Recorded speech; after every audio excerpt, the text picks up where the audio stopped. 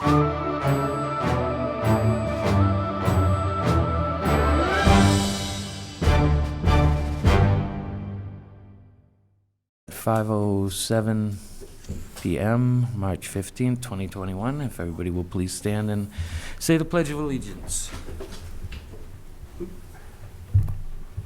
Pledge allegiance to the flag of the United States of America and to the republic for which it stands, one nation, under God, indivisible, with liberty and justice for all.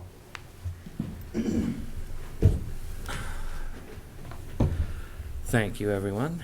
I don't know if Jim has anything he wants to say. Otherwise, we can jump over to Helen if she's ready. Yep. And we're going to discuss some of the receiving areas in the southern part of the town and maybe review some of the other areas.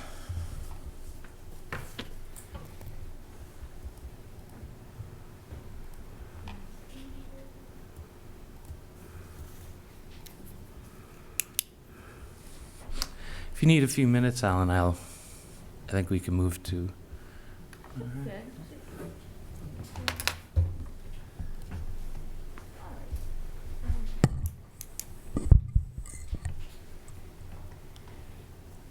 All right, so to recap, last time we were here, we talked. Helen, I'm sorry. You gotta. Yeah. How's that? Much better. Okay, sorry. Last time we were here, we continued on with our discussion of the potential receiving areas for the TDR bylaw. And we basically focused in on the center of town here, Main Street and Center Street. And there was one more area that had been identified in kind of some preliminary analysis. And that was down to the south a little bit more. Let me get the parcels on here. Yes. And then,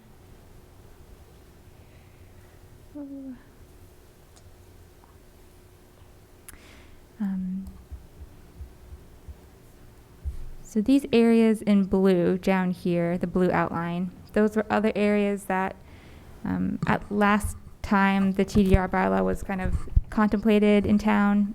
Those were refined sort of receiving areas. And so I think today we could probably, hopefully, decide if any of these parcels still have relevance in this current conversation, and then maybe switch over to the sending area discussion, if that's good with you guys. Yeah.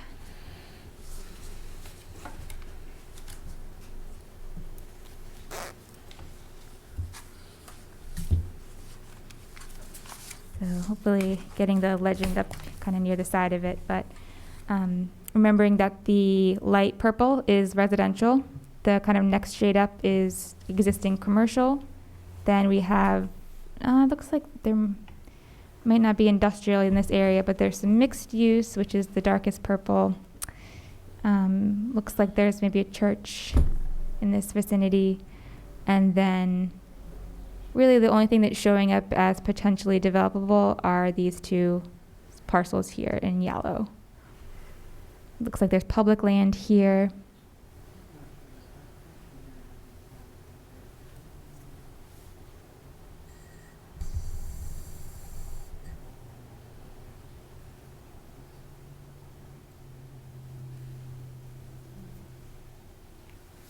Yeah, the parcel you just pointed out, I believe that's an open space parcel with the subdivision that comes off of. Oh, hold on, is that Lakeview? Which one? The light blue, the cyan? Yeah. That's a council, that's a council. Well, that's Council on Aging, but then there's another one. I'm not sure what that one is. Let's see. Oh, that one there? Yeah, it shows up as public. Let's see what this is. Let's see.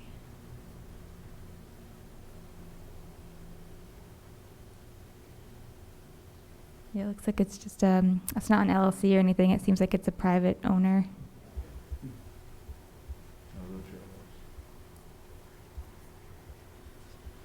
Now, these were identified when? Oh, when was the last round, Bill? 2013? 2017 during the master 2017. plan. Yeah. And it was updates of 2013 parcel identifications. So we could decide that they're totally not relevant at this stage at all and, kind of exclude them. The other, in the south area here, the other parcels beside that intersection that were identified, I believe this was called was this called the Weather Vane parcel? It had a specific name. No, not this Make one. peace. Makepeace, sorry, it's Makepeace, yeah. So right now, it seems like it's still coded as agricultural land, these two pieces. So it must be in 61A. And the purple one there is that Cranberry Village, is that right? To the east here is Maybe Ocean Spray? Ocean Spray, yeah. Okay.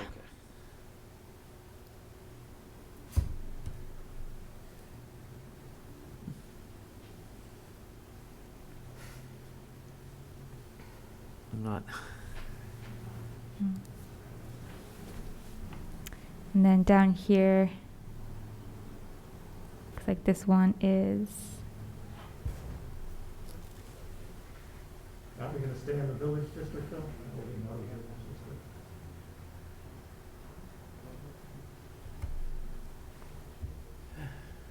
I'm not too familiar with any properties in the South Carver Village District that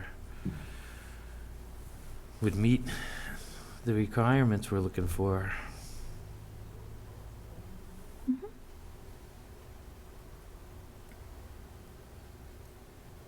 And that purple down, or is the Mm. the green one showing as the concrete plant? this here? On the other side.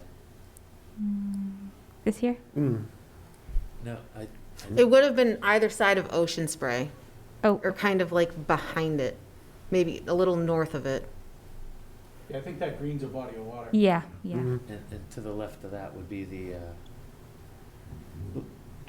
concrete.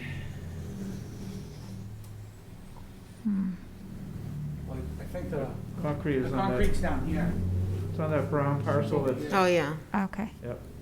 because this is up off, this is Seepit that cuts across, and then this is Deer Hill Lane down here, Okay. with Pine Tree Village over here. And this is a body of water that has some residential property near it, or what has been on the market recently was like an old campsite or something, an old Yeah. Campground. religious campground, or religious camp of some kind. Clear pond possibly? Chris, Yeah, Camp Clear. Yeah, that's what it looks like that one is right here, camping areas. Right, I think what you're talking about, Mr. Chair, is right here, in Yeah. this area here. Or, yeah, because Mark Weston. Deacon's is up this way, right? Deca's, yeah, see the four brown, or the four yellows together. That's like Timeless Stoneworks and that, isn't it? Timeless, Oh, That's- that's Deacon's there, yep, you're right. yeah, so this is Firefly, Timeless. I think this is the gas company over here.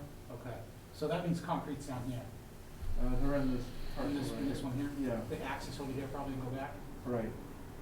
and Okay. Barry Guys is here. There guys. Or this one, they recently cut it off because they. And this is the lot, one of these lots is what's for sale, right? I think there's a large lot in here that Sarah had originally mentioned in the very beginning.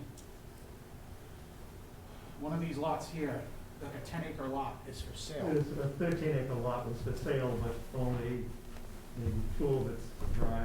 Yeah, that's what Sarah was raising as a concern, is there's so many wetland yeah. That's, sensitive areas in this part of town. Yeah. yeah, there is. And it's overgrown old bog, but it's old bog, so it's out of picture. Yeah, let's see if we can get the wetlands here. Because like my personal preference would be to have it here as opposed to up in the village area. I just think that's such a nice part of town. Yeah, I agree. Oh, It's excuse such me. a nice Oh, part thank of you. town near the lake, and it's historic and everything. Very else. safe, huh? There's just not a lot of land down that end. Yeah. Yeah, a lot of that is Yeah. wet in here That's all anyway. wetlands.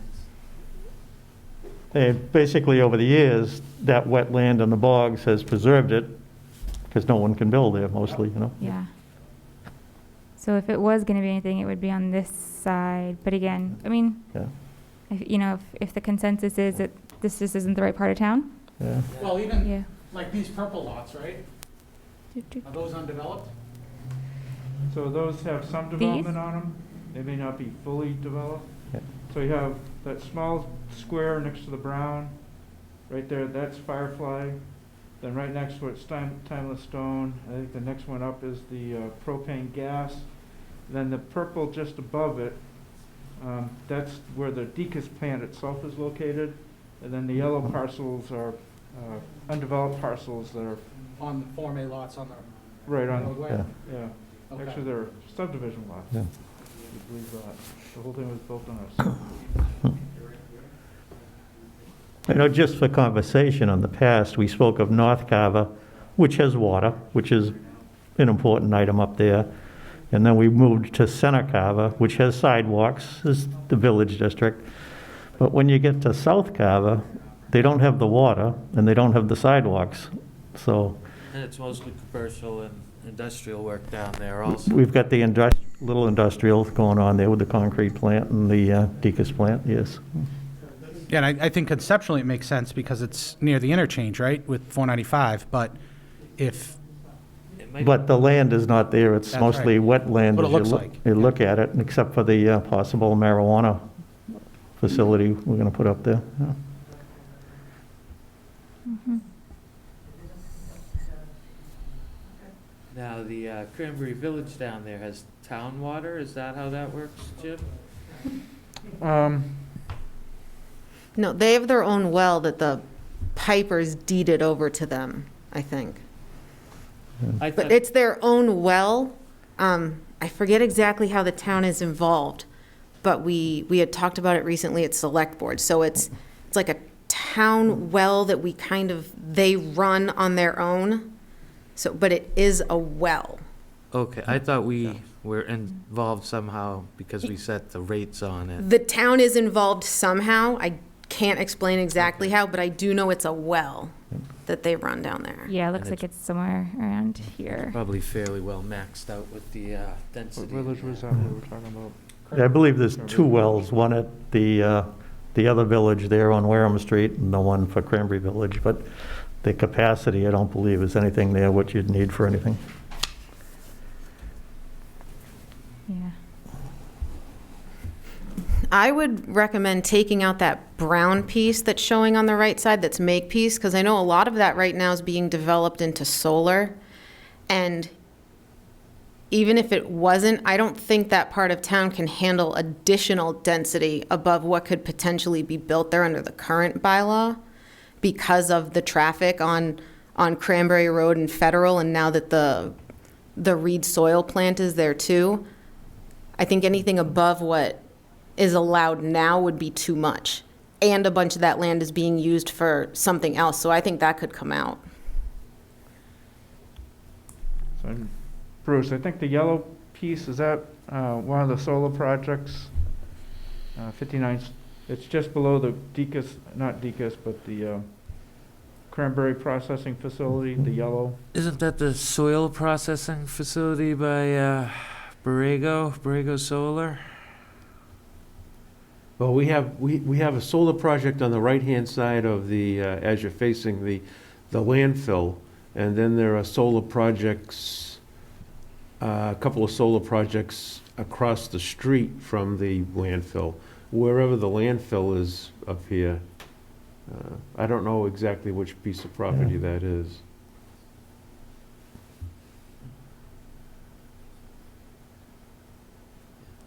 And there's another. Does that map show Hammond Street off of Federal? Just trying to see if it's there.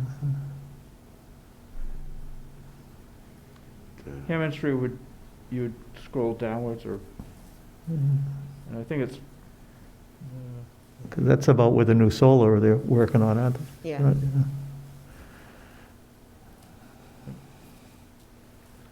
There's the town line. Hammond's a little bit further, it's by that yellow parcel, and I think it might lead into the brown parcel.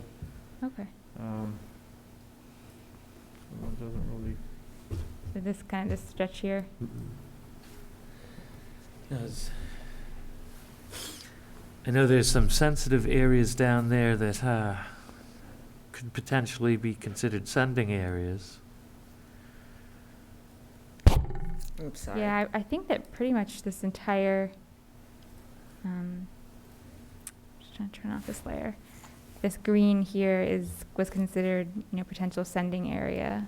So it seems like that yellow and purple would fall within that. Oh, well, actually, no, it looks like they carved around that. But, yeah.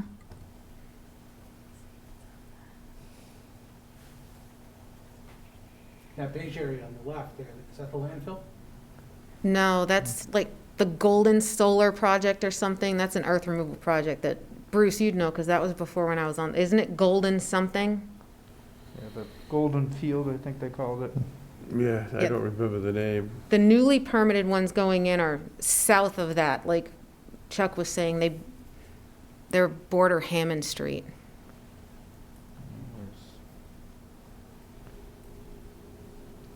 Golden Field Pond is down there. Okay, there's the pond. So I think Golden Field was that one up above. And then, there were a total of 3, right? Yeah, there's the second one being added south of the landfill, kind of, abutting it. And then there's the 2 on the west side Yeah. of Federal. Okay, so there's the landfill. And again, if we could find Hammond Street, we'd know exactly where they were. I found it. So it's even further down. Let's see. Okay. There's a string of bogs on the right-hand side. Okay, so you go down.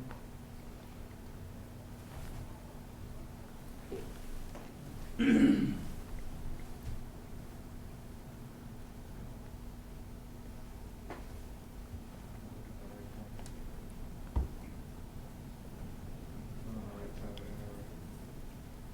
of bogs on one side of Federal. And you get here. Some of that cyan is bog and it makes it look like it's water, but no.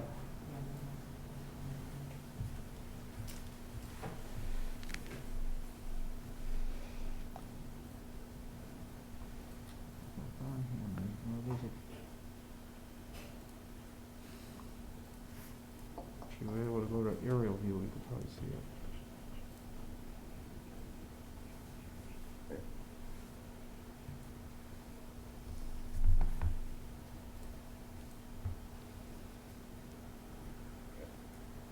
How do you spell it? What's that? Hammond. Yeah, it's not finding it, unfortunately.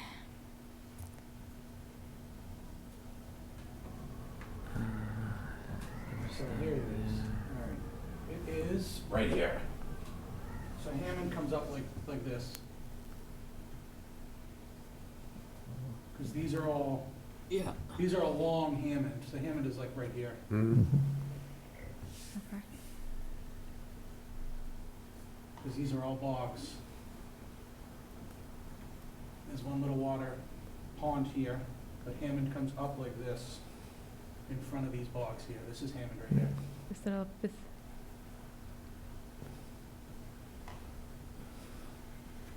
Where does that go into? Yeah, the there? address of one of the bogs is, or the solar projects is 59 Federal. And 276 Federal. I think there's one going in around 0 Federal. Yep. So 59 Federal, that's right across from the Cranberry Processing Facility. Mhm. Okay, so that's Golden, so then 276. Let's see, where is that?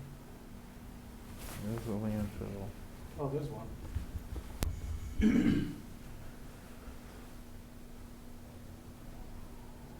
That's even better. Further south.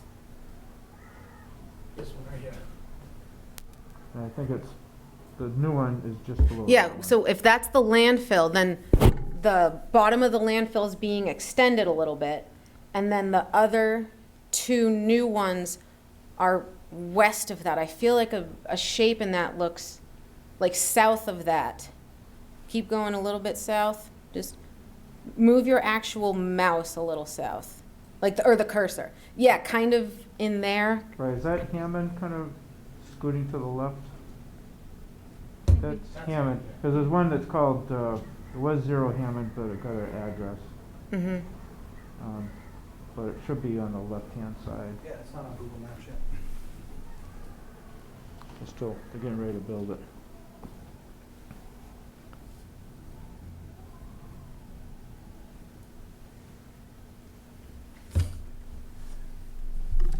Well, with the landfill and the extensive wetlands down in that particular area, I think high-density development might be too environmentally sensitive to put that with the lack of water. Mhm.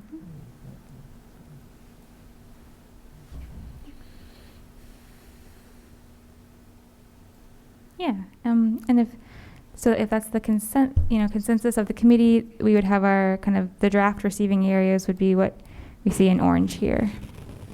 Because I know there's a protection area down there around Clear Pond, and I think most of that drains into, is it the Winnetoxet or the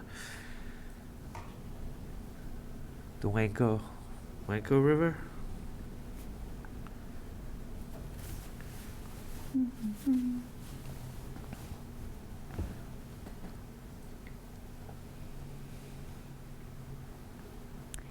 Yeah, so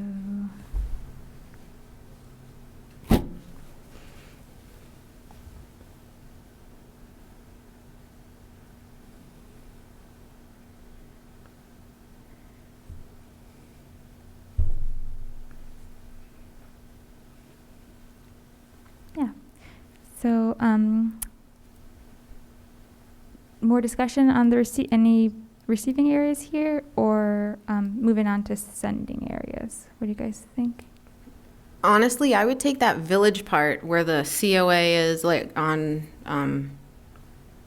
Sampson Pond. That thing, I would take that out of a receiving area, and if I would actually put that, I mean, yeah, I would put that more in a sending area. As I've been thinking the last couple weeks, like where the COA is and the property west of it that had been for sale or not. I think expanding on land that abuts where the town already owns is smart, and that's such a interesting piece of property from the COA to the beaches. I would think that's something that we'd want to preserve more than overdevelop. So I would take that whole village area out and even consider parts of it to be put in a sending area. Because again, that area doesn't really lend itself to walkability. It's so busy there with the awkward intersections and, the lack of sidewalks, like, and what Chuck was saying, it's so rural down there.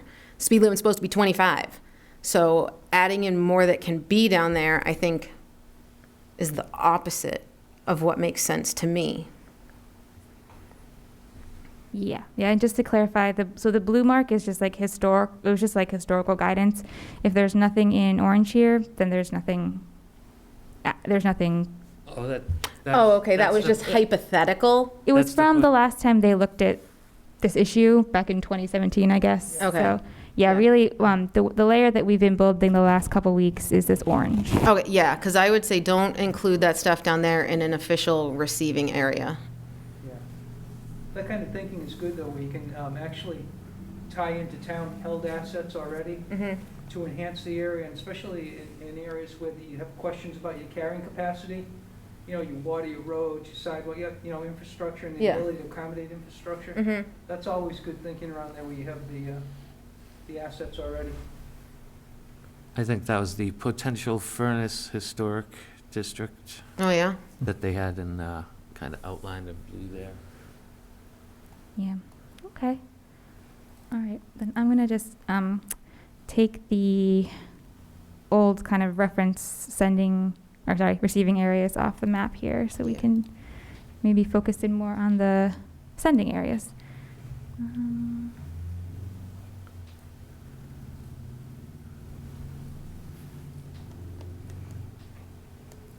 Okay. Plus, I know at town meeting, the town's gonna be asked to use, I think, CPA money to purchase some land with like the Buzzards Bay Coalition on Lakeview Street. So if the town potentially may be getting more land on Lakeview and Indian, it would just make sense to not overdevelop that area even more. Right, they're looking to put hiking trails in across from the boat launch area. Okay, yeah, I know it's on the warrant. I didn't know the purpose, but yeah. So again, that's such potential to improve town offerings with us already being down there and getting more. I think that whole area is a great sending area. Even to the east of the COA where that Cranebrook restaurant is, like that's just a beautiful space that, because there's already the townhouses on, what is it, Edgewood? I forget the name. Now I'm drawing a blank, but just north of Cranberry Road on the left on Sampson's Pond, there's already townhouses there, and so it's already getting a little crowded. Is that Pine Ridge, Bruce? Yeah, that's it. Yeah. That's right, yeah. So you're thinking adding in these parcels here for a potential sending area? Yeah, I mean, as much of that whole area that the committee thinks makes sense, I think that's a special area Now, for the town. And Station 3 is over there too. Fire Station 3 is on the edge of Church Street and 58, so just, I would think those two properties on the southern tip of the two pink ones on the southern tip of Sampson's Pond should be added in there. I know that they're currently up for sale and it's been broken up into several lots, but.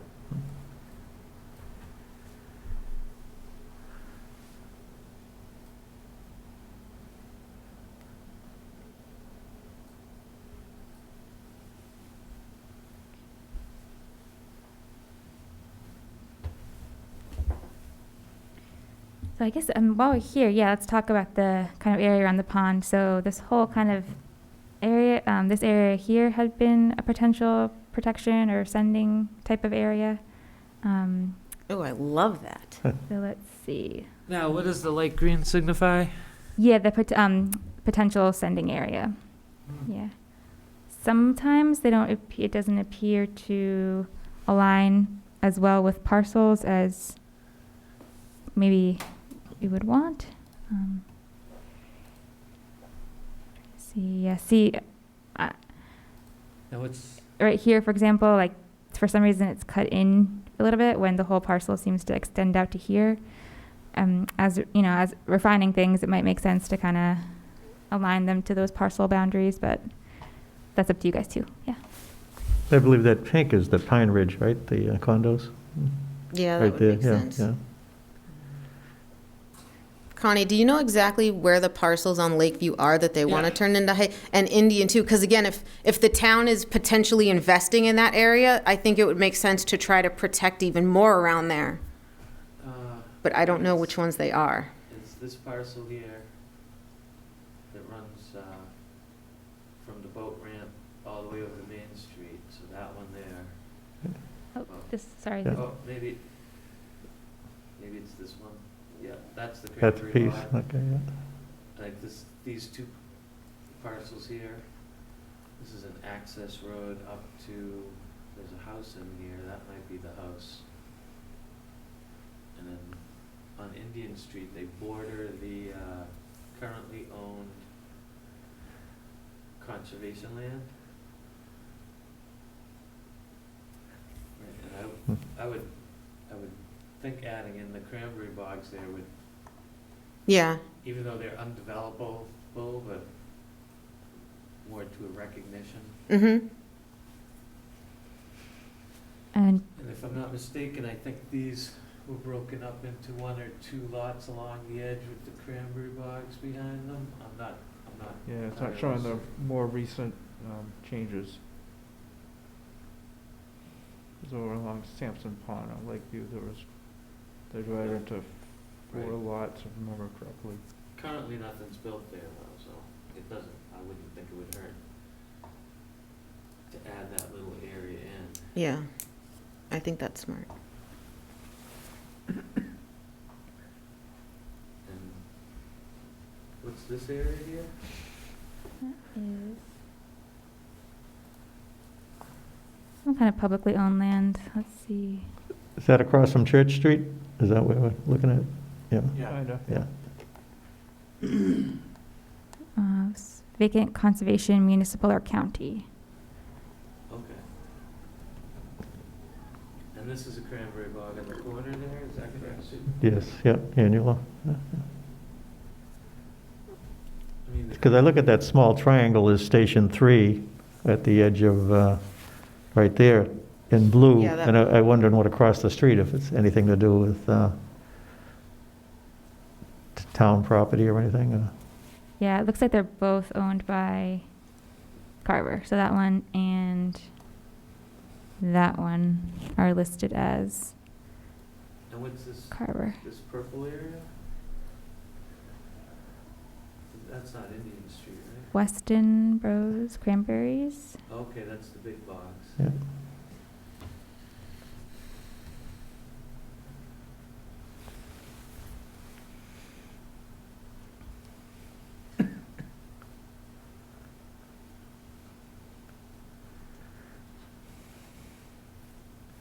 So we could do something like including all parcels fronting on the water. That might be like a common kind of like attribute we could base inclusion off of. I think those have all been developed to one degree or another, if I'm not mistaken. Looks like a decent amount have. There's still some brown agricultural pieces here. It looks like there's this one here that's undeveloped yet. Yeah, I really spent a bunch of time trying to think about this, and again, I had asked Bill beforehand, in general, are sending areas undeveloped land, or could it be currently developed land, commercially or residential, that would be good to not further develop? And he had said typically it's not developed land, but it could be both. So, and I'm more familiar with that part of town.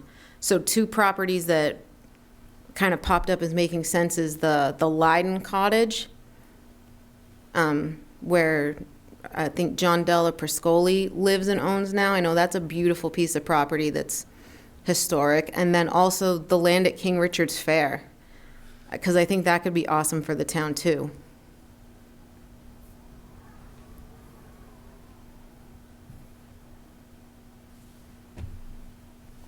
Well, I think the Leyden Cottage is listed on the historical register, but I'd have to check that. So that means it can't be developed further? It means it is a priority for local culture and Oh, cool. history, so it's unlikely, I think, that anybody could come in and actually, put 10 houses on that property. I would certainly hope the town would fight against that. Okay, well, if it could get, protected as a sending area, Yeah, I like that idea. And like I said, King Richard's Fair seemed like a valuable piece of I do property. believe that because with that, the future of that property is uncertain if it doesn't become a drive-in or something, but I think it's always been a important community Yeah. area, important to the town. So can we add that, Helen? Yeah, so can you guys orient me here? So where are we? That's going to be Adam. Adam knows everything. Adam's the guy. So right here, this pink one is the fair. Now, Okay. why is it listed as pink? So like commercial, Commercial? yeah. Yeah. I think. Yeah, I'll check. Because this is Mayflower, It looks right. but you don't see Savory, which is what's weird.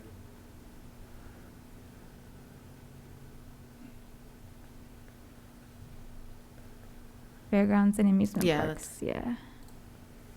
Yeah, part of what we were discussing Was was it below something Savory? that Sarah had brought up several weeks ago too, about cultural and historical landscapes that make Carver.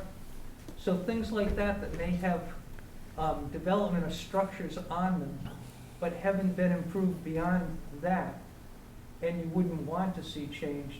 I don't Those are want things you can look at too. Again, This one's just preserving above Maple the Ave. cultural and historical integrity of Yeah, Carver that's the too. campground, That's part of it. And heritage landscapes is Yeah. another big thing. It's You just they guys don't had a show heritage Savory landscape Island there as inventory well. done by the Which is state back in 2001.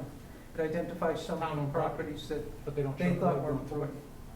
Do we Oh, have oh. access to that somehow? Yeah, That's, it's a thin document. Right It's here. very Oh, thin. cool. Yeah, Which is Savory Island. yeah, we can What's forward that that to you. line? guys. cool. That was the PPA? Are those on our Because it's PPA all maps, town-owned Bill? property, but they don't show that road. Pardon? which I think Are those on the PPA maps? Some of them may be, Comes in here. but the heritage landscape inventory took a different look at things. So it's basically the culture and history in Carver. There are some environmental considerations. Those parcels, I think, occurred in your PPAs, but some of them are a little different, kind of outside of it. But again, it's the things that make Carver Carver. That was the whole idea behind doing the heritage landscape inventories. Yeah, cool. But it's good, yeah. They give you a nice, kind of a quick snapshot of Carver at the time. Like I said, it was done about 2001. Yeah, So it was in your 2005 open space plan, it was in your 2000, probably incorporated in 2001 master plan too, to a degree. And then later on, it's been incorporated in the South Coast Rail Corridor Studies and your most recent master plan, so. But yeah, I can get you a copy of the Cool. original report, like I said, it's thin. Helen, how big is that lot, the King Richard's Fair lot? Which is fair.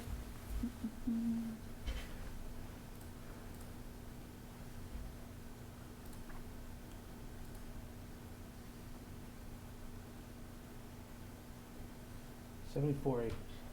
Yeah. So, I remember when we started down this road, one of the things that we highlighted was that painting with a broad brush on the receiving areas is perfectly fine if we're very selective on the sending areas, right? And we're really picky and choosy on the sending areas, so that we're preserving the places that are really matter, that are really important to us. And that is sort of that's the bottleneck, right? That's how you control everything, is by controlling the sending areas. My concern with picking something like King Richard's Fair, although it conceptually makes sense because you'd like to preserve that area and for what it means to the town, but if you choose something like 74 acres as a sending area, you're talking about putting, 150, 125 units, whatever the trade-off is. I mean, that's a considerable amount of units that could then be put somewhere else. It would be a lot. No, I have I think to where agree. I think that lot, although conceptually it might be something you want to preserve, but that lot's actually ideal for a traditional subdivision, as opposed to, granting some additional credit as a dense development somewhere else.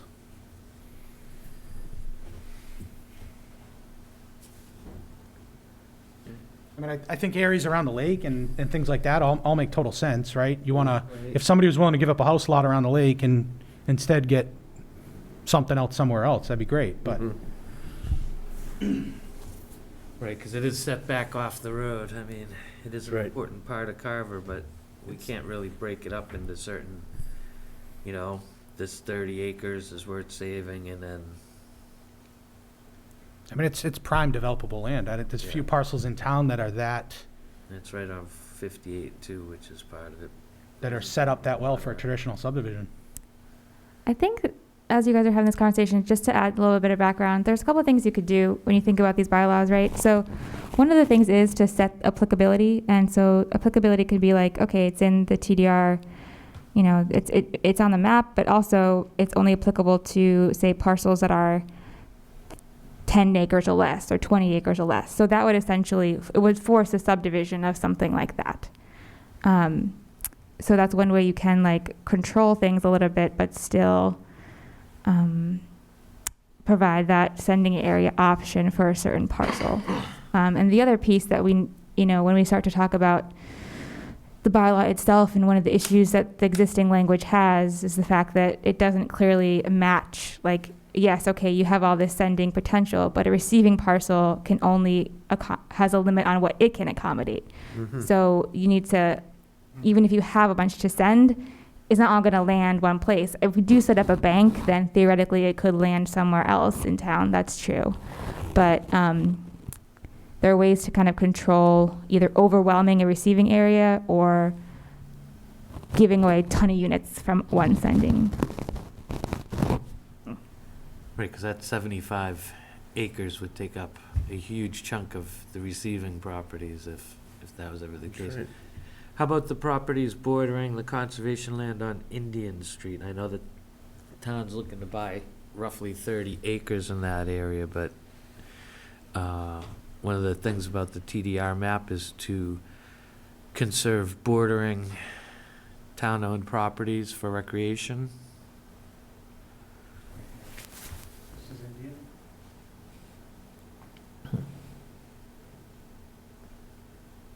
So is it this parcel here you're talking about? The town-owned property? I think that's already in conservation land if it's blue. So it's Okay. bordering that, is it this one here then? I think it is, yeah. This one. And that's, might be 2 parcels, but I believe it added up to about 33 acres. So I would consider the one directly bordering the conservation land.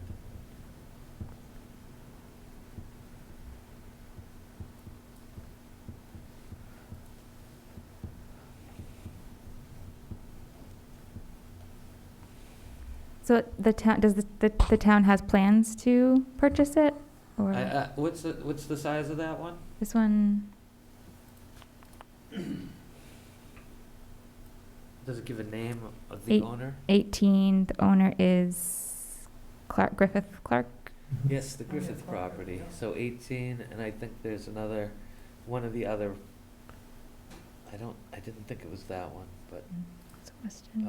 it adds up to about 33 acres of former Clark Griffin property. Yeah, it might be. Could be this one here. I was thinking that, yeah. Looks about the same size. Nope. That's Hanula.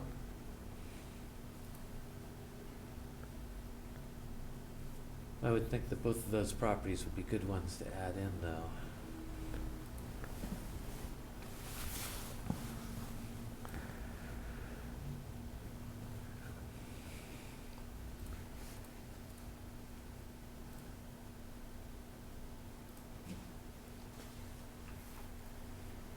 They front the street, they border conservation lands. Except that, those are the lots that the town's looking to acquire, correct? I believe those are the 2 lots that the town's looking to acquire, yes. So if the town has them, there's no need to protect them, I would think. Well, we don't have them yet to begin with, but if we get them, regardless, it shows that we value the interconnective lands. It's mostly wetlands as it appears on the map. Mhm. Now, I could be wrong, but directly on the other side of the street where that purple area is was just split up into 10 individual lots at one of the planning board meetings. Yeah, I think so. So I think you're looking at the potential of nine houses going up in that area already. Well, is that on Rochester Road or Indian? Indian. Is that Indian Road right there, or is that Rochester? That's Indian. Okay. So there's a planned subdivision right there, Jim? Nope. I don't just, think it's- divisional land. Yeah, divisional. So A&R, so they can come in, they meet the minimum zoning requirements, they can split the lots off. And, So it's gotta be that lot there then, if they're I think it's part of, Yeah. I think it's part of that purple area along the. Yeah, that one big lot, I think the majority of it is a cranberry bog, but the land bordering the road was enough to split into 9 separate lots. Mhm. That looks like it's all bog area though. Mostly bog anyway. In the rear, yeah, it looks like maybe there's Yeah, some. that strip of land right there. Wow. Well, so that could maybe be potential sending parcel. It would kind of,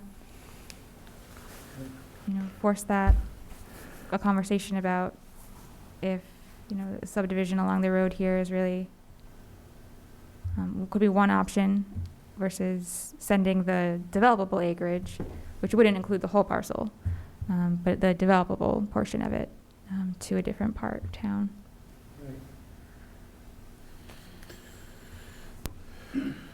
Well, that's what the planning board's looking at now. A lot of people developing parcels of land around, trying to put building lots around the cranberry bogs. And, some of these are very minimal areas to build, and they can just about fit houses in between the bogs and the wetlands. And it really would be better just to leave those, I think, pieces of land alone and have them as sending parcels so they could send them off and do something. I mean, for one thing, the lots are just not the greatest building lots. And it would be nice to keep all the cranberry bogs or the wetlands, protected there.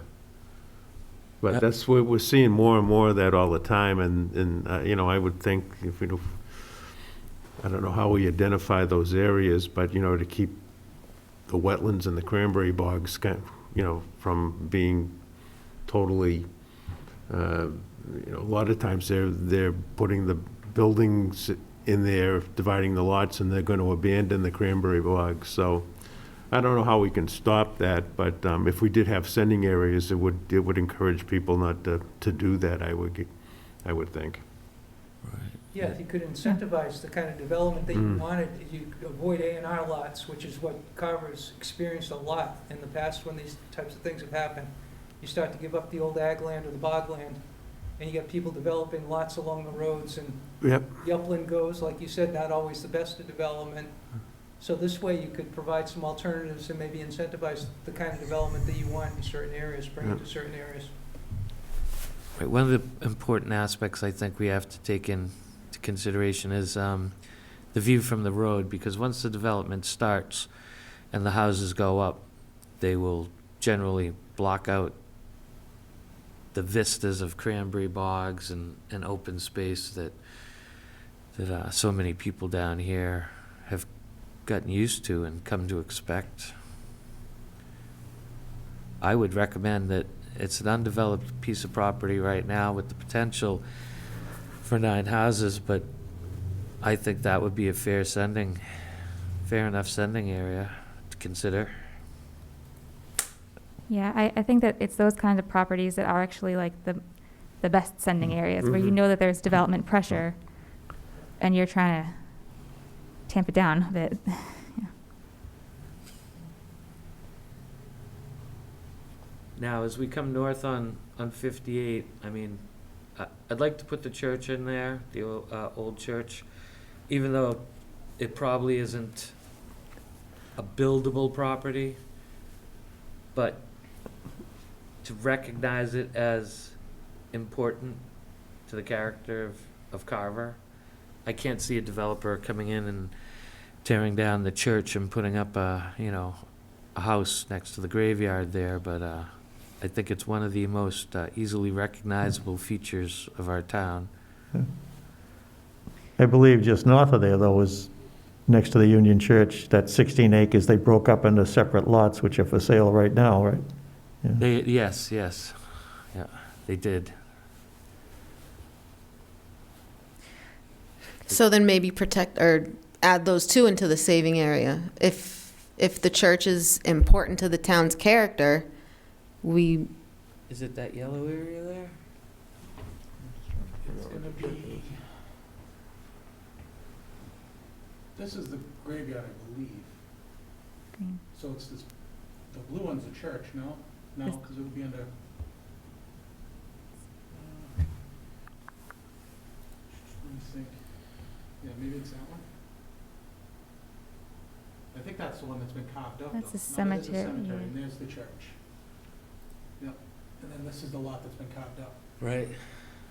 This I one. would think I would consider adding, well, see, that lot's been carved up, and there's one house on that lot, is that correct? Existing, yes. Yeah, Yep.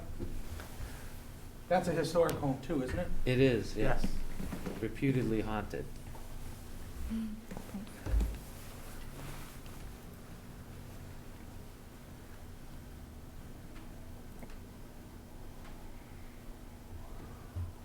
what's the purple property leading over across the street? That must be Layton Cottage. That's the cottage, I think, yeah, it's gotta be.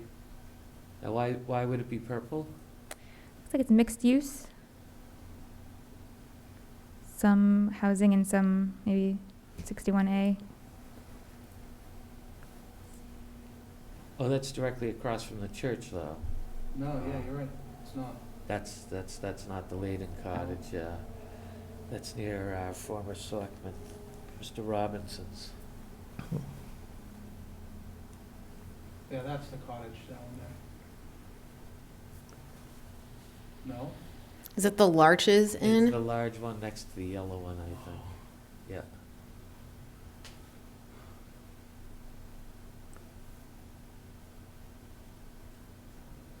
Houses. Colonial. I don't know what the other two small properties are in there, but then I know they just built a new house next to Layton Cottage, maybe? No, the Larches. There's the new house, then the Larches, and then there might be one more and then Layton. So what's the yellow section there? Owned by Bowman's Point LLC. 8 acres. So you can look at the aerial.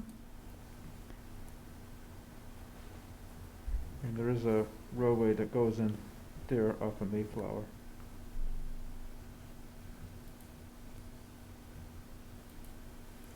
What's this kind of like triangle?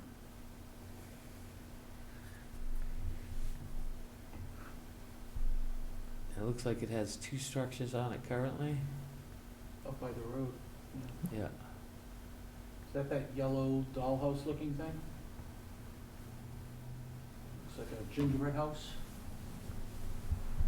I thought that's further up the road.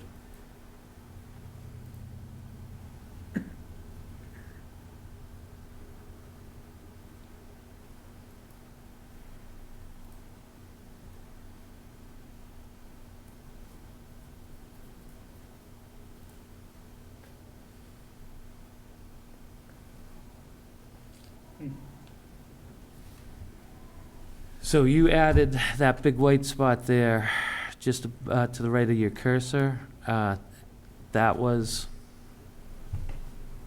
the King Richard's Fair. Yeah.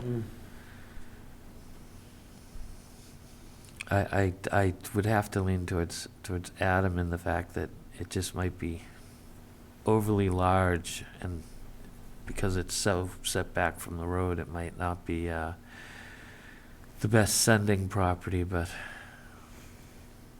Talking Would about the King probably- Richard's Fair property? pardon? Talking about the King Richard's Fair property? Yeah. But it does have access to Main Street, and if we're gonna put development, it should be in the back behind, That's right. just like that is. It's kind of a already developed property, so you're not going out and creating something, and it's Right. good distance before you get to the wetlands at the Atwood Reservoir, and then there's some cranberry bogs. So that, you might want to designate that as a receiving area, and then one thought is, okay, you know, it's about 74 acres, so you say you cap the number of units there, say at 60, so that way it's not a lot of units, and then, you know, maybe it's something where you can work with the developer to put a good mix of different levels of income of housing in there. And leave a lot of open space. Yeah, But exactly. our original plans was to stick into the village districts. Now we're getting out of the village by even Right. speaking about that one, yeah. Right, well, it's a thought, because it's a. And there is no water there currently, so. Yeah. Well, there's no public water, but, you know, you can put wells in. Right. What does the land around Savory Avenue look like? Because I know there's trails there that Land Steward Committee is working to try to better the trails. Is there land around there that would be valuable to the town? I would think so. I think there's multiple parcels that are part of the Savory Meadow Conservation Area. There's one directly abutting it, and then on the interior, there's another larger parcel. And then there's the Atwood Reservoir parcel. Yeah, it's kind of a triangular.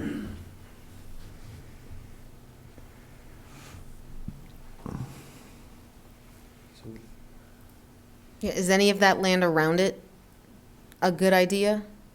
Because that's, that's town land that's usable, that would expand town resources. well, there's the pink and the brown. Those are all bogs. This is Page Circle, and all these lots look out over the beautiful bogs out back there. Bogs and, Must be Atwood Reservoir out back there yeah, too, yeah. yeah, because we used to fish it when I was a kid. Now, what's the pink one bordering, kind of odd shaped, caught up between Savory Ave and, This one here, you say? yeah, down. The big one, This one here? yeah.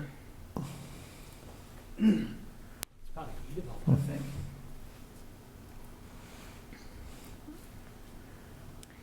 It was like an unknown, it fell in the unknown category, actually. So the assessment map is not clear there on what's happening. And is that bordering the King Richard's Fair, is that? Yeah, yeah. Okay.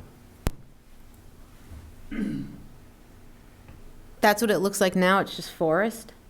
Pretty much. To me, that seems good. If that land steward group is working on the trails, having a more forested area would let them expand that. I wish Sarah was here because she might be even the chair of that committee, so she could have spoken more to what's going on that property.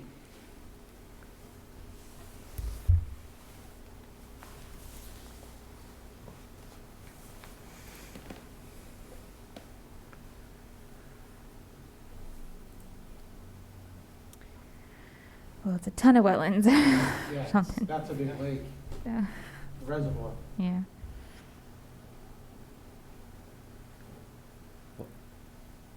What is it?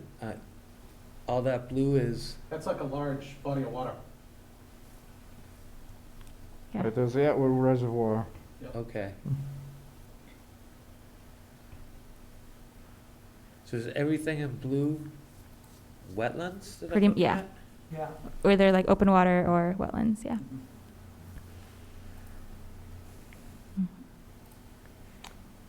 And I think it was State Fish and Game bought the Atwood Reservoir property, a good chunk of it. I think it's at least Yeah. 500 acres. Yes, I think it's 580 acres, yeah. That looks pretty well preserved. So nothing abutting the land on Savory Avenue is worth pursuing. No. Well, I think it's either- either already owned by the undeveloped or town. owned- Yeah, it's either undeveloped or already owned by the Okay. town. Or by Fish and Game. Because that's a lot of water. Except for the King Richard's Fair, which Right. would be nice if the town had it, but we don't. Well, I like how Helen said if there was a big piece of land, you wouldn't have to put it all in one place, right? 10 acres here and there. So if that was a sending area, correct me if I'm wrong, you said we could make it so it has to go to different receiving areas. Is that what you were saying? Yeah, like, So it's not like we would have to have 125 something in one place. Someone could use multiple receiving areas to get their total. yeah, so the idea is that you'd have a sending area bank, like, so you get your credits from, you get the sending area, you calculate kind of the development potential, and that becomes kind of the credits you have, but then you can only apply them to receiving areas as receiving areas are able to accept them. Yeah. So yeah, then you're kind of forced to, okay, I have a current project, I want to put half of them here because there's room for, half of them can go there. Mm-hmm. My other half now just have to sit in a little credit bank until I can put them somewhere else. Right, but even if they're sending areas and we get the development rights to them, the land still belongs to the landowner, but I think in that, it would be nice if it was a conservation subdivision where all that land could be saved and the housing would be clustered into a much smaller area than would typically be built. Because if that's 75 acres, you'd get 54 traditional houses on it. Under a conservation subdivision, the majority of the land would be saved, and it would cluster somewhere around 70, 75 houses in a particular area on that property. Well, so that's the confusing thing about the current bylaw. And that's kind of the main issue, one of the main issues with it, is that when we typically think of TDR, when you are sending parcel, you send everything. You do not then develop, unless you're subdividing the lot, like, if it's sending, and there's no development potential. That's like how it's supposed to be. And right now, that's kind of the opposite approach, is kind of what the current proposal floating out there has put forward, saying like, well, we were only developing a portion of what we could, so we're going to count the rest. But it's like, no. If it's a sending parcel, you sever the development rights, and no development should happen there. Is how TDR is traditionally conceived of. So if that was to be a sending parcel, and say you cap sending parcels, they can only be 10 acres or 20 acres or something. Someone would have to subdivide off the piece that they intend to use as a sending area, which would probably leave part of it inaccessible and kind of undevelopable anyway. And then the part that they send is just, it's done. It's not developable. That's it. Exactly. So. So with that 74 acres, if the committee or the town decided to not want to use all the acres as sending, the bylaw could be written that up to 30 acres could be a sending area, right? Or something like that. So then how could the bylaw be written specifically on that piece of property so the sending area would still have access to Main Street? So the sending area wouldn't be the part far west that's really not accessible. How would that happen? Well, here's the thing. Why would it be accessible to the public? The owner would still own the property as a sending area. He just couldn't develop it. He could still farm on it. He could still have Some are written cattle that or way. sheep. It's Yeah. not a public access unless it's given to the Conservation Commission. It's more to preserve the rural character, important aquifer points. And, but I agree that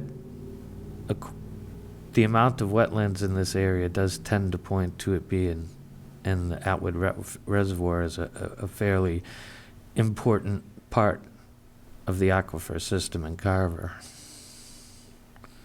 Yeah, or looking at it, right? So if we're just considering this piece of property, say like the back portion of it, say you said you could only do 20 acres, and this is all just theoretical now. You're like, a parcel like this, right? So a sending parcel can only be 20 acres, and this one's 70. So we know we need to basically, there's 20 of it that's going to be lopped off, and the development potential is going to be sent elsewhere. You might still have, as part of that subdivision, the portion that abuts the road, then it's still, it's not considered the sending area. It's just a regular old parcel at that point. But, and that could then be developed in a more traditional way. But you would have lopped off the potential in like the rear of the lot and sent that somewhere else by kind of putting that acreage cap into the mix of the sending area applicability regulations. Okay, so excuse my naivety. No, sorry. So stuff in sending areas is not conveyed to the town? It can be. It can be. And I think most people would want to, because Oh. you don't want to maintain it, if it's not, doing anything for you. And Right. Because I guess I was under the impression that anything in a sending area sort of became usable by the town. That's why you would want it to abut usable properties where you could increase recreation or stuff. So my thinking was done with, if that was a sending area, the town could get it and then use it for something. And since Helen said the receiving area could be here and there, like you have a bank, okay, I want to do something here and there. I know it's 74 acres. And, maybe, can the town mandate that be a conservation subdivision? I mean, if someone owns that, can the town say this is what has to go there? Because the town can't say that. I really think that piece of land could be awesome. especially since it doesn't mean 125 houses have to be built in a certain area of town. Well- There's just so much potential there for that huge thing, even because it has been cleared. Like, just think of what it could be done. I love the land bank area, and if it can be conveyed to the town. That, if we're being picky and choosy, I like picking and choosing that one. No, there's nothing in our bylaws that says that you have to place a conservation subdivision somewhere. Right, so if we, There is an incentive for doing that. You can do the traditional subdivision, but if you go conservation, you have to determine how many lots you can do traditionally, and then you form that into a conservation subdivision. You get bonus lots, depending upon how many lots you can come up the normal way. And so the builder gets maybe an additional lot, or depending upon how big the parcel is. And he also gets reduced roadway width, and so the cost of developing the subdivision is less. So that's to encourage the builders to do conservation. And actually, I think we haven't had a lot of subdivisions come into town, but the last, well, I mean, one of them in memory has been conservation. I think some of them, well, it's a toss-up. We're 50-50. What we've seen, come in. Some are conservation, some are traditional. so it'd be preferable to have it there, but just leaving it open doesn't mean that it's definitely going to be one. I just see a lot more upside to putting it in sending. One of the things we could do is use this part, if like this parcel is an interesting test case, it could kind of become our guinea pig as we develop the language going forward. So, keep it in for now, like you're saying, and then have it be our one that we kind of like, okay, if you take the language this way, this is what would happen here, that's what I would maybe do if this is a really high priority. That's a great idea, to kind of have a demo parcel. Okay. It is, if you have a good demo parcel, we can all agree on, and obviously everybody kind of thinks the same way, that you could accommodate development there, but you'd have the rest of the parcel, which is desirable. That way, it would leave you alternatives when you develop the language. It would be a nice demonstration parcel to put up there under that whole umbrella. And, what you're getting at too is about development choices. When you talk about conservation subdivision and things, if you use your TDR and you offer a number of development choices besides that, it's a great way to maintain what you want in the town too. You offer alternatives to people coming in. And that way you can, conservation subdivisions, you can lock up things could be conveyed to the Conservation Commission and protected in perpetuity they become Article 97 properties. Yeah. Or what Helen's saying, you lop off a piece, this is it, it's done. You've done the sending, receiving thing, that's it. Mm-hmm. And hopefully you can pick up the property, or if not, maybe negotiate something with the developer. Right, the town also has on the books a planned neighborhood development bylaw. Yep. I think it was proposed, it was on the books, it was approved back when Makepeace was planning down on Federal Road. They were looking to have, if those were now going to be solar projects, if they were going to be developed as housing, they had those concepts on the book. So that could be something where you could also take and look at that parcel as, okay, this has already been developed, but it's right next to some wetlands and everything else. Is there a way to develop it, in a nice way that protects open space, but provides a nice little community area, maybe a little bit more tight-knit neighborhoods, maybe not done under the conservation subdivision, but with those kind of principles of a smaller walkable area, and then preserving and then providing links to all the neighboring open space areas.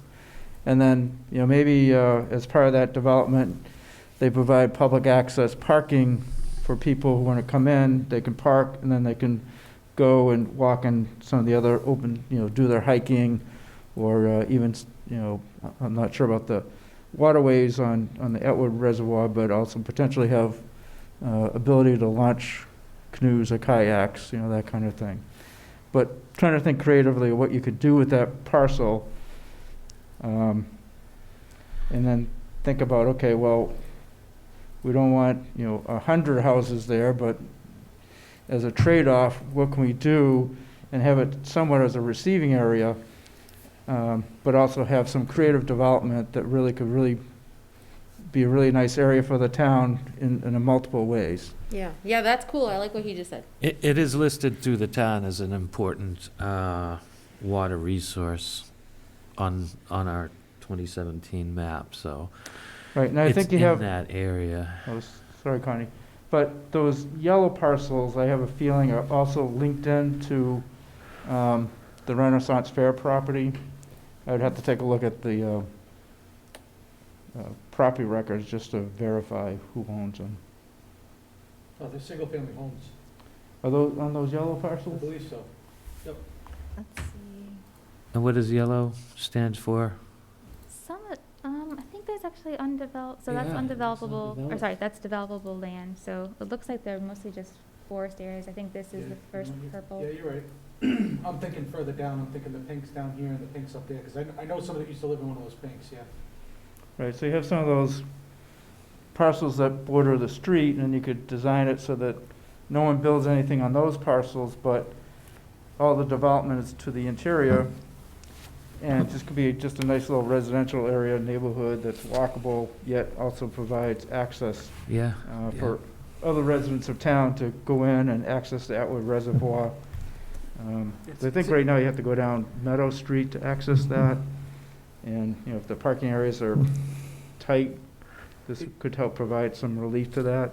It's interesting, because earlier you mentioned that being a receiving area, and I know, sort of conceptually, that's not ideal, but as a development, it would be a good receiving area, because if, like, to your point, right, if you had that separation from the main road, it would sort of be off the beaten path and nobody would see it, right? It wouldn't Right. affect any rural character, because you wouldn't be seeing that from 58. You could have several homes in on that property, and there would almost be no impact from a visual standpoint to the Right. rest of town. So maybe the yellow properties should be sending areas in order to maintain the more rural characteristic of the road and have the ability to transfer that development to the rear of the property where it's. Yeah, which I suspect that's why they did those lots, right? It's because they wanted the value down the road if they decided to develop them as individual house lots. Right.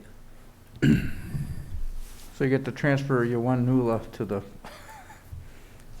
I think you'll find that they're probably mostly single-family house lots, Mm. what you can get. Right, it's not gonna really give you that much. It's not, yeah. I don't know. That lot's unique, and it's just sort of perfect for so many things.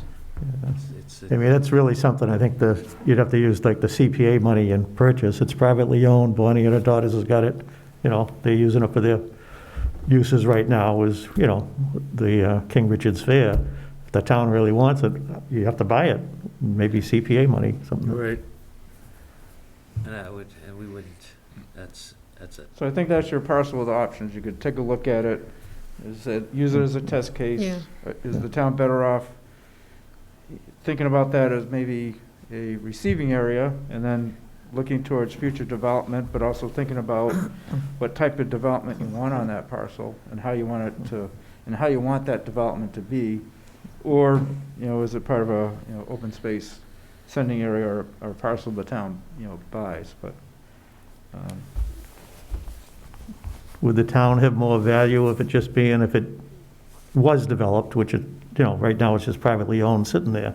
If it was developed, wouldn't the town get more out of it just as typical single-family acre and a half lots? You get 50 of them in there and they're gonna pay their taxes and that's it. Why would you even mess with it, Well, but that's commercial, right? That's commercial property. Is it zone commercial, or what is that? yeah, I'm not sure what if it's I think that's what I think when we started out, pink is Mixed commercial. use?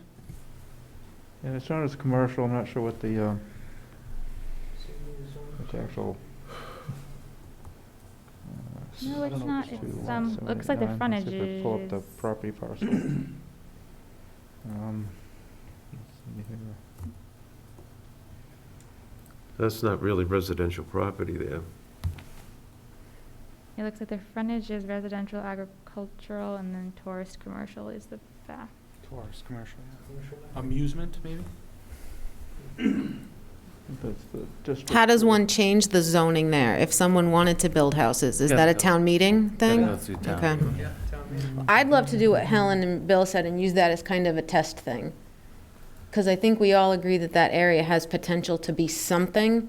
And if we're writing this bylaw, let's figure out what that something could be, both ways. But it's privately owned. Yeah. You can't make me make a call it a sending area, right? I can do what I want with it, Mm-hmm. yeah, to the planning board or whatever, yeah. Yeah, and I think, the more I think about this, I think, to the point you were making earlier, I think a lot of these sending area lots most likely are gonna be Form A lots along an existing roadway that abut a bog, right? It's gonna be like what's on Indian there, that's been subdivided into 9 lots, and somebody says, I'll sell those development rights to a developer for North Carver, so we can put, 15 units up in North Carver. And he'd still retain ownership of that land, he or she would still get to harvest the cranberries and do everything they're currently doing. They just wouldn't be selling those housing lots. And they'd get lots up in North Carver through a developer. That's sort of conceptually, that's the sort of stuff I see happening, is land along an existing roadway that's abuts a bog, that's otherwise developable, and selling those rights to one of the receiving areas in North Carver. Well, I don't know what those particular 7 or 9 lots, what they look like. I don't know. But I mean, we've had some come to the planning board now that I would never even think of. I mean, they're just difficult. They have a lot of wetlands, a lot of cranberry bogs. Yeah, and there's- there's just not a clean cut thing. And then it comes to the planning board. Now we're wondering, how they're actually going to have access to any of these house lots. It's difficult to access some of these things. So, to me, these are perfect places, and especially if you're going to abandon the cranberry bogs on the property. So, to me, that type of land is great for sending areas. Or for, so the developer to have us transfer his rights to a sending area, Right, receiving area. For instance, the lots just north of Carver Fire Station 3, those bogs were split into 2 buildable lots on the street side. So eventually those cranberry bogs will become invisible or lost from when you're driving north on Main Street. It's just gonna be 2 houses with, a variety of shrubbery that you see. So lots like that, or Indian Road, I think, are the best chance for preserving some of the character in our town, and also helping to protect the water resources in this town. Mhm. And hopefully the owner of the property, as Adam says, would still use the cranberry bogs and keep them up instead of abandoning them that way. Right. If he can make money by, transferring his building rights to a receiving area, maybe we can save some of the bogs in town that way. I mean, I'm not there's sure how it different- stands, but once it's a bog, it's always a bog unless you go through the Army Corps of Engineer? Is that, I think the distinction is whether it's if it's a wetlands bog, it's always a bog, but if it used to be an upland bog, it could then be converted to an upland use.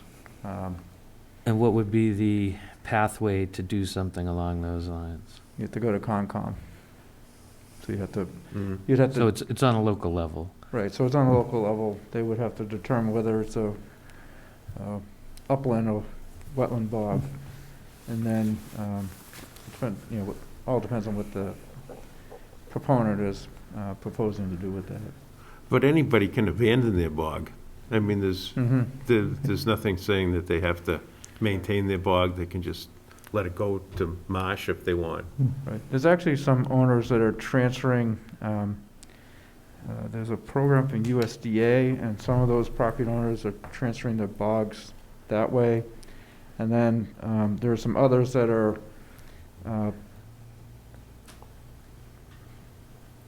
kind of, not sure the words to use, to take it from a bog and then have it revert back to nature. And there's a couple programs for that as well. The state owns a lot of them up in North Carver along the power lines that they just let go fallow and go back to nature. So something like, well, on that note, so yeah, there's the state's got a lot of grant money and investment in cranberry bog restoration, which is what we're talking about here, and it doesn't really work to just let them go back because of the amount of sand that's been like built up over time. You really have to like dig to get it to go back to like a naturalized wetland. It takes like a big effort. But sorry, that was just like a side note. But there are like areas that were previously contemplated as potential maybe sending areas are kind of similar to what we were talking about before along kind of main roads, bog areas like up in this region where, I mean, you could see maybe this getting A&R'd a lot one day. Where are we looking? Right, this is Tremont Street. And let me see. So this is currently a bog.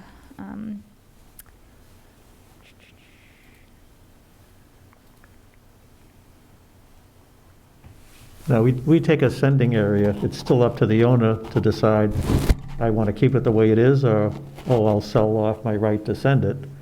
But normally, I would think a house lot, say it's worth 200,000, well, what are you going to give me as a sending area? You're going to crunch the numbers, are you going to give them 200? It doesn't make sense, you know? The sending areas have to be at a lower value. It's nice to preserve it, but it's really up to the owner of the property, I would think. Yeah, no, absolutely. I mean, all of this that we're creating is completely like a voluntary structure. It's just an option. So none of it's ever mandatory. And that's why you kind of have to give a little bit of density bonus in the receiving area side above base zoning so that you are able to like generate more units than you would, you make up. That's where you kind of make up the difference in like a big old estate lot. You transfer that into a few smaller, denser lots, which you can still sell. Right, to use the King Richard's Fair as an example, it had 5 or 6 buildable lots out front, but we want to tend to keep the higher density out back. But if you're offering them for their one, the ability to build 2 extra houses out back for the one that they could potentially build out front, and then that's kind of, they're keeping all of their development and resources in one planning area, and they're doubling what their potential for the sale value of it is. That something like that would work. Because theoretically, under your scenario, I could give you $200,000 for your development rights, Right. but then instead of one house, I'm gonna get to build 2 for that $200,000. That part, crunching the numbers may have possibly could make sense, yeah. No, that's the Tremont Street. Yeah, that's all bog right now, right? Is there a lot of upland there? Yeah, it looks like there's a few kind of patchy spots along the road here. So I think Yeah, Is the that- biggest. almost up to Plymouth, because there's that large Yeah. 104 Tremont Street, I forgot the name of it, This is federal. Crow's Nest here, right? That's Crow's Nest? And Chuck, you're familiar with this area, right? Yes, yep. think that- Intimately. And then this is just all bog, and then the town line's right up there. Right, so that's, all that purple, that's Federal Cranberry, I believe is the name of the Yeah, it is. company? Yes, Yep. yep. Federal Furnace Cranberry. Yeah, so it's about 780 to 800 acres of land. And they just, on a section of it, they're putting in a solar project. On the lower section there, I think. Where do the power lines cross that road? Don't we have a couple, at least one major. Close to the town line, you know? Yeah. you know.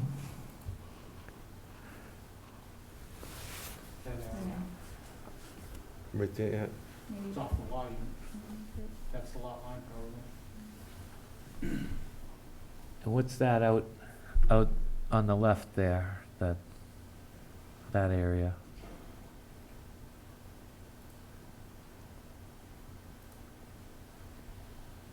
So it's probably, Edgewood? Edgewood Bogs.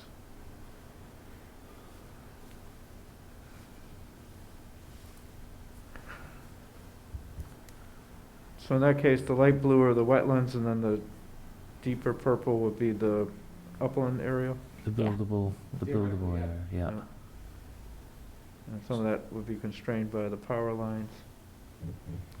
Doesn't have much access. It looks like this is really the only, But further Yes, south, you could. where, was it Federal Furnace Cranberries? Yep. Right, with it, they might be, they might want to sell off development rights. They might not want to develop some of that land that's available for development in order to maintain or the cranberries. I know that's a generational owned business, and I think there's several people in the family involved in that, if I'm not mistaken. I think it was, weren't there, didn't we meet the trustee out there on the site? Yeah, we Yeah, met the yeah. So it's in a trustees. trust. So you're right, so they may want to sell off development rights. Right, they might not want houses, but they might want to be able to keep the land as important to the operation of their business. yeah, if they're still active and, it's going to transfer down to the next generation, I think it, doesn't make sense to include it probably, but, All right, so I think part of our homework should be to take a ride on some of the areas we identified as potential sending areas, like Tremont Street, around Sampson's Pond, Savory Avenue area. there's this area here, which is And that's Makepeace. It's a Makepeace Road, but it does have some frontage, some upland. I'm just trying to think of areas that have upland frontage, and it looks like that's one of them. and that's the manufactured. Okay, and that's Federal Furnace Road? No, I think just federal. Federal Road. Yeah, I think it's Federal Furnace in Plymouth, if I remember correctly. So whatever, the street It's here, confusing. Slocum Gibbs Cranberry Co. Gibbs, yeah, so I think kind of areas of town where there is upland frontage along a road, we might want to narrow in on some of those that might be potential sending areas. Can you zoom into where you are, Helen, on that purple? Mhm. Is that Wareham Street? Because that's Deer Hill Lane around there? That is Deer Hill, yeah. I mean, that's a lot of frontage. That if we're looking to do what we've been talking about, that seems like it would be a good sending area.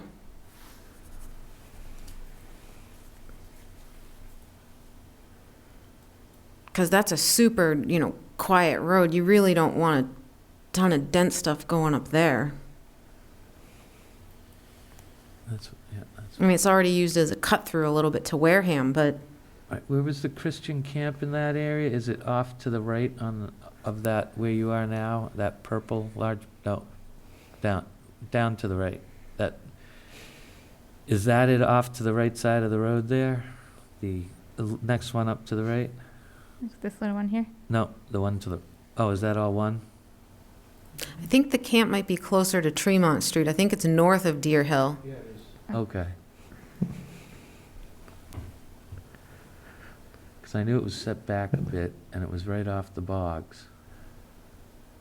Off the corner there, so it might be that purple, yeah, that purple area there.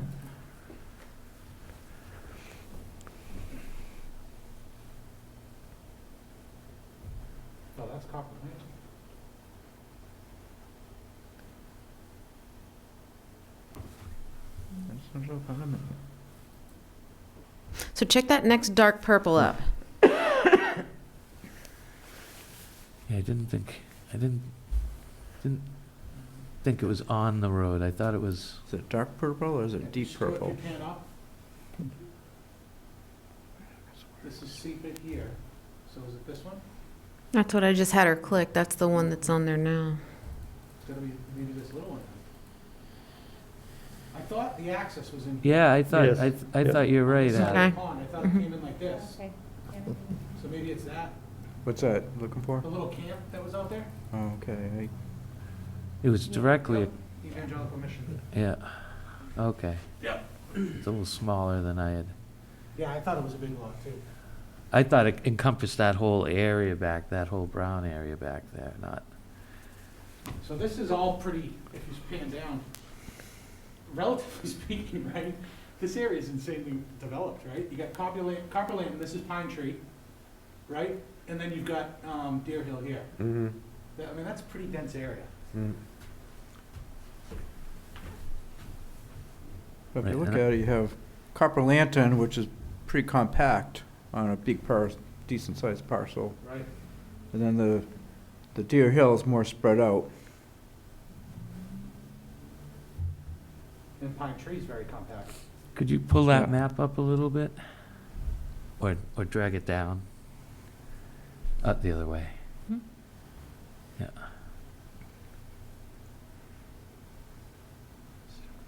There's few areas in town that are that densely populated.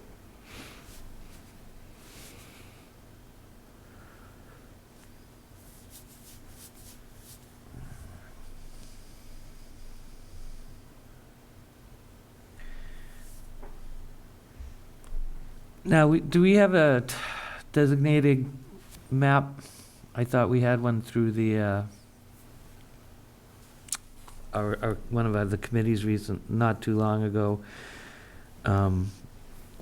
Scenic.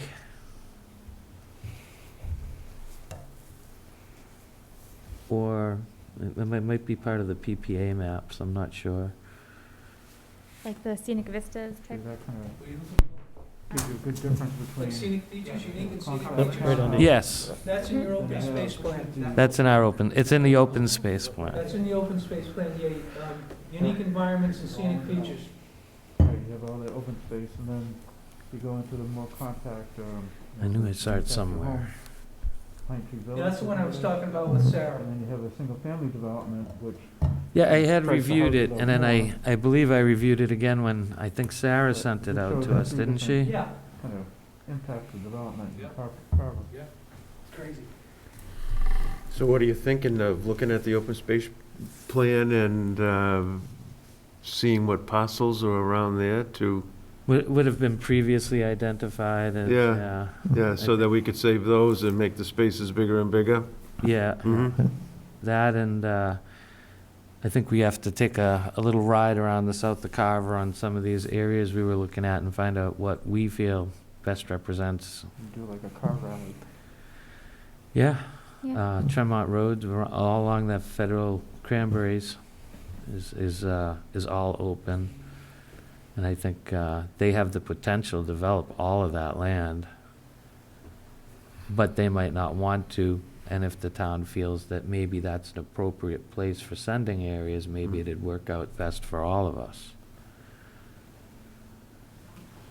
How about any spaces around any of our ponds or? I was just gonna say that. We Because got, even like- yeah, Sampson's Pond. Even like the Crystal Lake area, right? Mhm. Yep. That's such Oh, a yeah. densely populated area. If you created some sending areas out of that and, Yeah. and had it less densely populated, it might be beneficial to the environment around there. Would- Oh, yeah, because they've had issues with septic leakage into that pond, Mm. and I think sending areas can help allow That would help. yeah. better Like John's filtration. Pond isn't overly developed. No, Cooper's Pond and up that area, but that, some of Mhm. that's historic too, right? well, the Cooper's Is that Pond Pine Tree, is that Pine City area protected or no?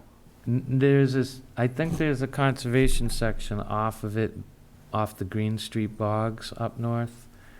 And it might be 10 or 12 acres, but I'm not entirely certain. I know some of that land isn't developable next to the power lines at the end, but as far as Cooper's Pond, I think pretty much every square inch around that pond has some sort of residence on it.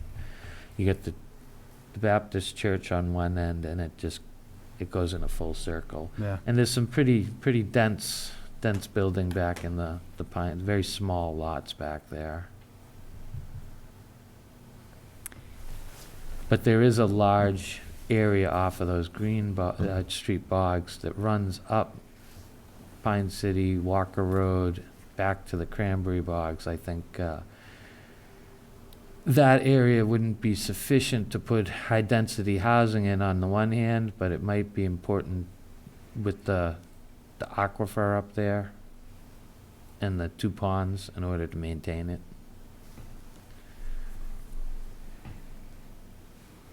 I think it's something we should look at Mm. to minimize the density that's currently there. Could you pull up that real quick? I know we have to give up our meeting room for Oh, yeah.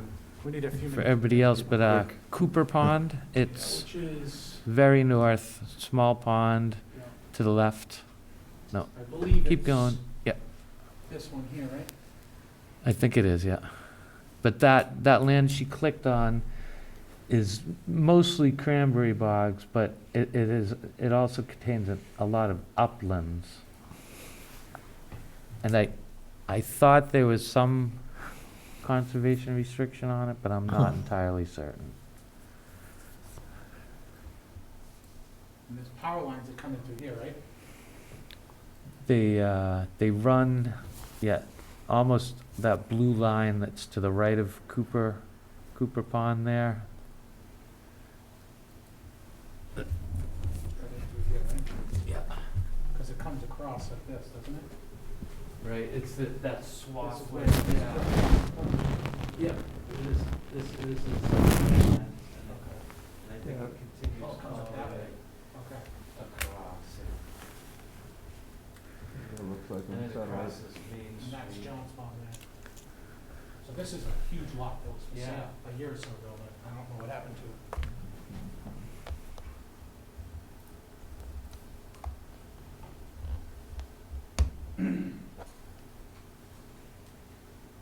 Yep. Right, because our access is only probably this little tiny sliver on Yeah. the bottom, right? Yeah, there's a driveway here that accesses these house lots that theoretically could be a roadway to access that, or you'd have to buy a house lot off of John's Pond Road or whatever it is down that end to access.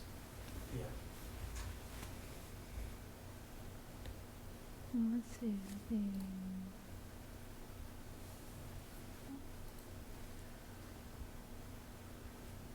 That's one of the bogs and ponds. It's, yeah, mostly bogs around there. They had it for They've sale, dug so- additional reservoirs around there, too. Yeah, they had it for sale as a potential residential development. They did, yeah.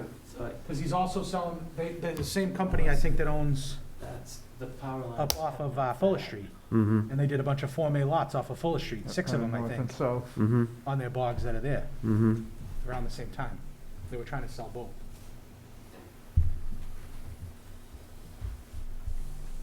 No, that would be nice to preserve that if we could. I would agree, yeah. Mm. I'd put that on there. Pretty much anything directly abutting a pond. Yep. Well, especially John's Pond, because that's spring-fed. Yeah, yeah. And figure you put a lot of development around that wouldn't be good for the pond either.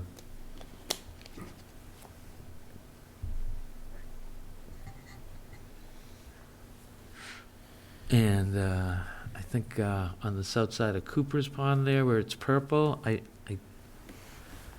it's a very steep drop-off. It's probably 40 feet. I don't really know that that's potentially buildable land. But right between the feeder, those 2 brown spots.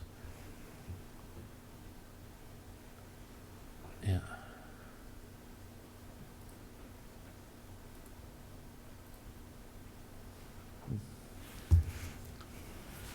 All right, well, again, we could use the Yeah. Oliver maps.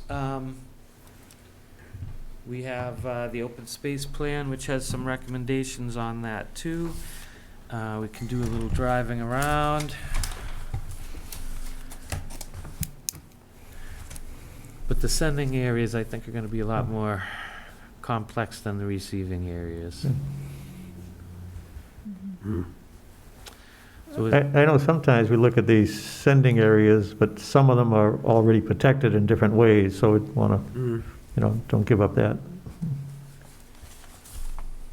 Right, and as far as those areas are that are already protected, I don't mind them being in the sending area, in the fact that it more or less cements it into the maps and various other areas. Yeah. Because if it's already been saved, then it's part of that sending area, but,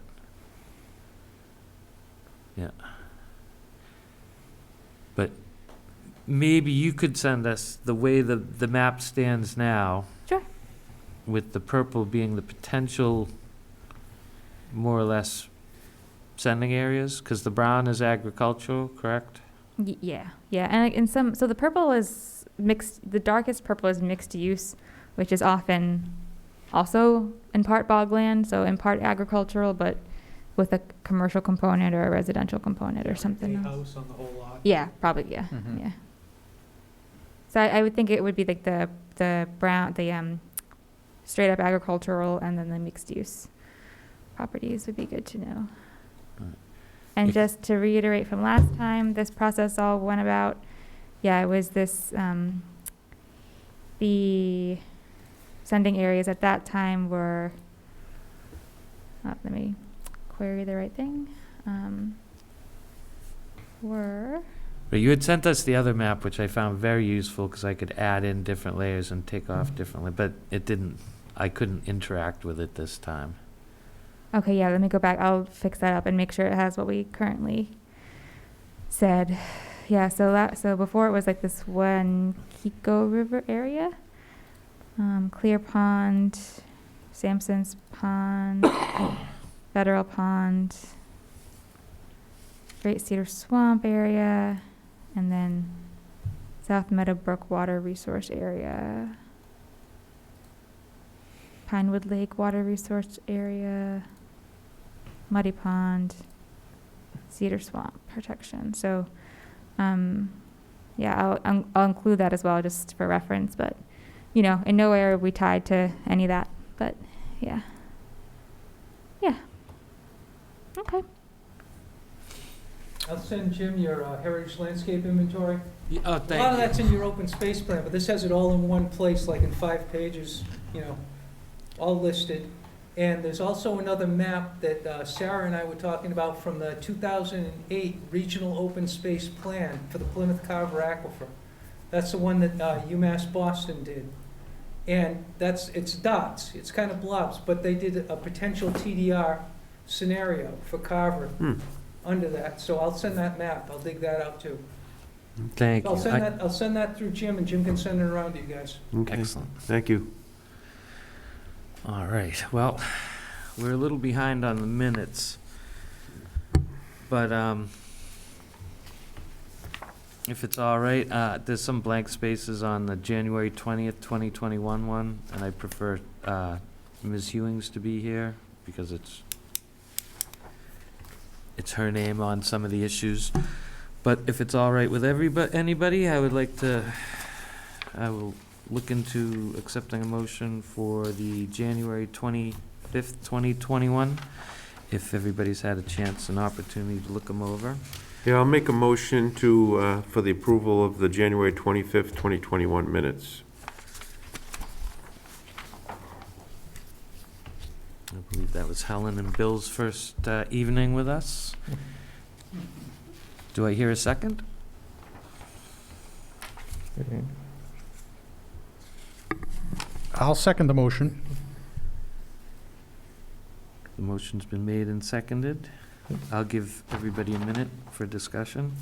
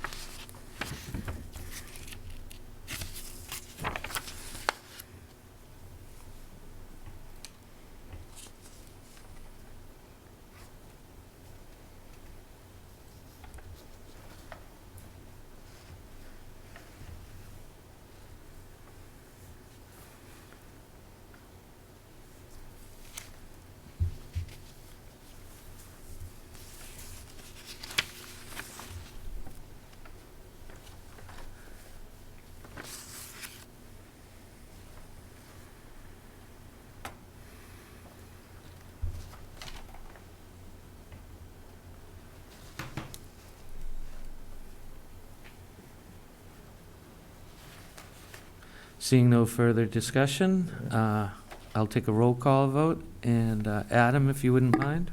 Adam Holmes says aye. Bruce Mackey, aye. Jen Bogart's going to abstain. I wasn't there. Chuck Meredith says aye. Cornelius Shea says aye. So one abstention, and then if it's all right, I will entertain a motion for the February 3rd, 2021 meeting minutes. Okay, make a motion to approve the February 3rd, 2021 minutes. I second the motion. All right. Give everybody a moment.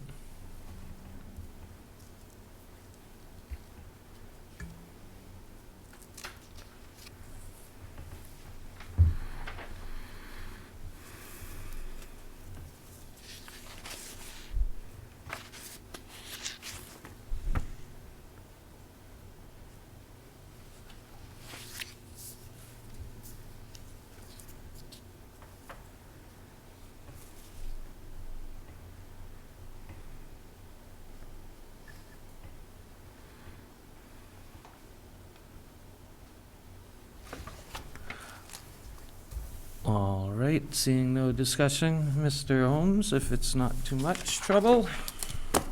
Adam Holmes says aye. Bruce Mackey, aye. Cornelius Shea says aye. Jen Bogart abstains. Chuck Meredith says aye. Excellent. Thank you very much, everyone. I believe, let's set up our next meeting. Best day for Bill and Helen's Mondays. We have town meeting coming up shortly, April 13. so So I've suggested on the calendar is March 29th, which perfect. is Monday. It's good with me. Everybody else able? Good for you guys?